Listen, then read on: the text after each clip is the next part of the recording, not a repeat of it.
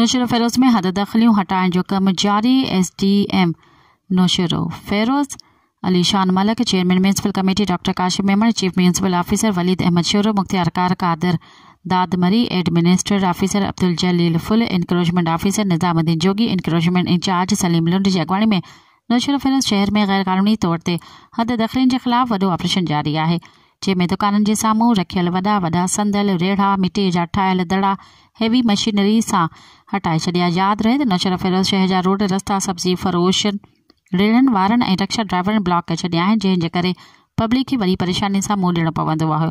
शहरी इंतज़ामिया जे अहिड़ी कार्रवाई जी आजा कई आहे। मज़ीद ख़बरनि ऐं तफ़सीलात लाइ विज़िट कयो असांजी वेबसाइट www.awamiNewsHD.com ऐं ॾिसंदा रहो अवामी न्यूज़ HD।